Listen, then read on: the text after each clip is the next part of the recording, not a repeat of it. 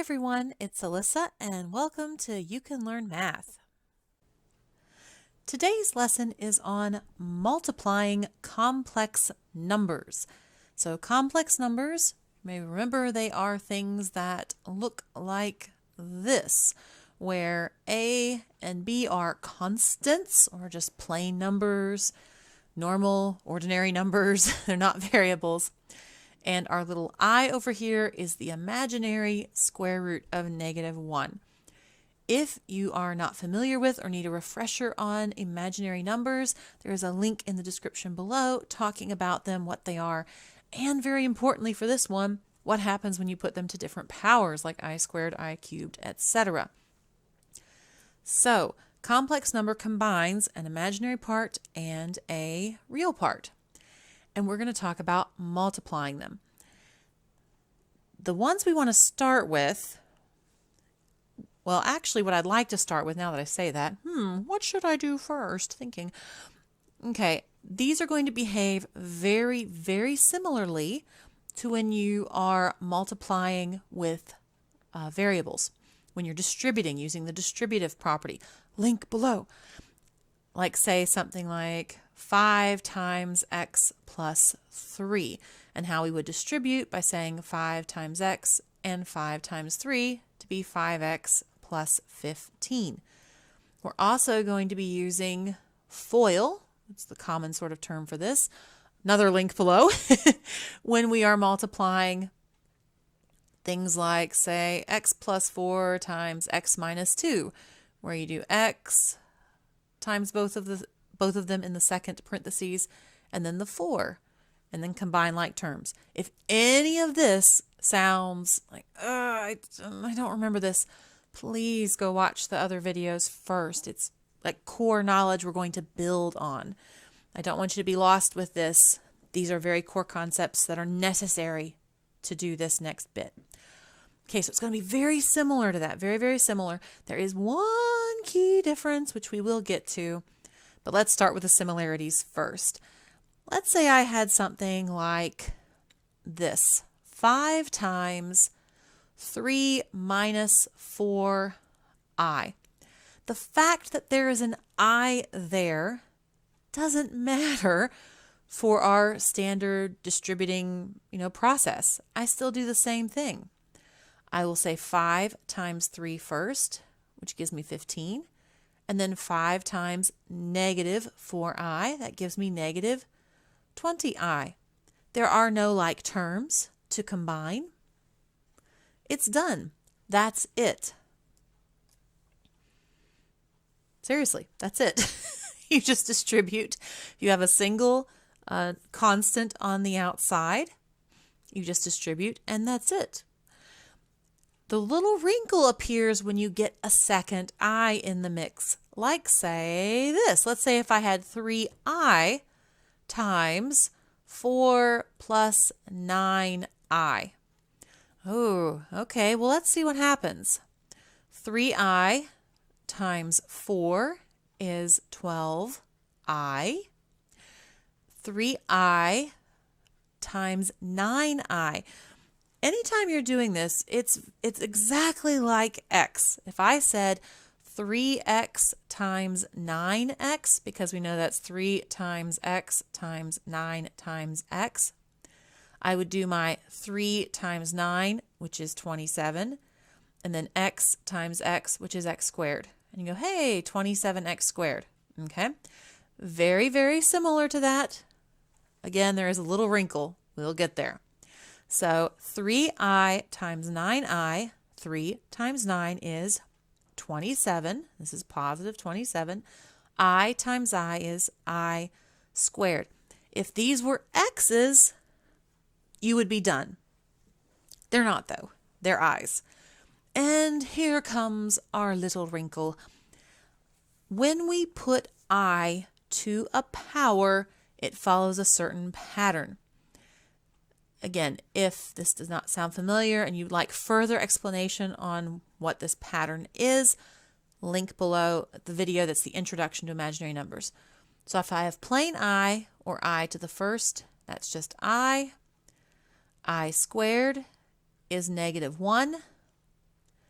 I cubed is negative I to the fourth is 1, and it starts over again up at the top, and this is I to the fifth, I to the sixth, and so on. And it repeats forever. Yeah, again, explanation as to why this is down below. So we want to keep this in mind. So every time we have an I to a power, we want to think of it in these terms over here and replace it as necessary. So I have an I squared. I squared is negative 1. So what this actually is 12I plus 27 times negative 1, or 12I plus negative 27. And when we're writing complex numbers, unlike with x's, the real number is going to come first. So we would write this negative 27 plus 12I. You've already seen in this little thing we've just did the principles you're going to use for all multiplication of complex numbers. All of it, I promise. For example, something like, let's say, 8 minus 2I times 5 plus 7I. You wouldn't think it'd be that hard just to pick numbers out of midair, but I'm like, have I used these numbers recently? Let me mix things up a bit and make it like exciting. Ooh, you get new numbers. Isn't it fun? I overthink this. I freely admit that. All right, we're going to do FOIL just like we would if these were a plain old boring x plus 2 times x plus 3. So first, 8 times 5 is 40. Next, 8 times positive 7i is positive 56i. Next, negative 2i times 5 is negative 10i. Next, negative 2i times 7i is negative 14i squared. Okay, so we've multiplied everything, we've distributed everything correctly. Now it's time to combine like terms and see if there are any powers of I that need to be simplified. Well, like terms, these are like terms, and hey, I've got a power of I that needs to be simplified. Well, let's do the simplification over here. I squared, as we said again, we have I, then I squared is negative 1. I cubed is negative I to the fourth is 1. And I is just I. So I squared is negative 1. So this is a negative 14 times negative 1. So that would be negative 14. A negative 14 minus negative 14 means it is a positive 14. Okay, now I can very easily combine like terms because everything is as it should be. Got my two i's here in the middle, and I have these two real numbers. 40 and 14 together, 54.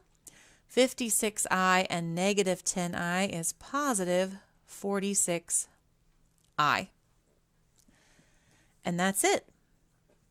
Even if you are given something really outrageous or crazy or whatever, you just keep using these same principles. You're going to combine like terms and you're going to look for powers of I and see if they change anything.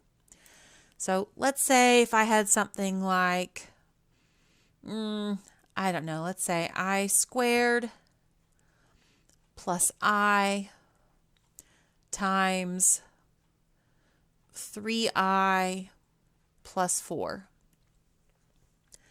All right, let's see what happens. I'm going to do my same distribution. I squared times 3i, 3i cubed. I squared times 4, 4i squared. I times 3i, 3i squared. I times 4, 4i.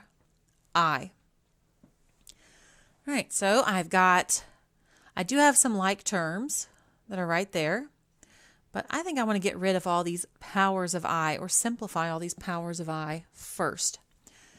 So my I cubed is negative I. So this is 3 times negative I. Then I've got my 4i squared. I squared is negative 1, so 4 times negative 1. 3i squared is 3 times negative 1. And then 4i. When it's just I by itself, we don't need to do anything with that. It is just I. 3 times negative I, negative 3i. 4 times negative 1 is negative 4. 3 times negative 1 is negative 3 plus 4i. Now I need to combine like terms. I have my constants here. Negative 4 plus negative 3 is negative 7. And negative 3i and positive 4i is positive I. Negative 7 plus I. So when you're dealing with multiplying things, you may have noticed it always simplifies down. It always simplifies down into a complex number, a plus bi. This is assuming there's no other variables, there's no x's, there's no y's, but that all has to do with these powers. It has to do with that. So, even if you have this huge, massive, long thing of, even if it was something, it went further away than I intended it to. If it was something like, I wrote x, like I to the 5th plus 4i to the 4th plus 3i squared plus 7, and they're multiplying it by something equally lengthy and long. It doesn't matter because all of your powers of I are going to change back into either ones, negative ones, positive i's, or negative i's. So everything simplifies down into the end into a plus bi for multiplication. When we're talking about division, there's some little tricks with that, but that is a subject for the next video. I leave you in suspense. You're just like, no, I wanted to spend more time dividing too. I know you did. I know, I feel you. I do. But that is for next time. I will see you then.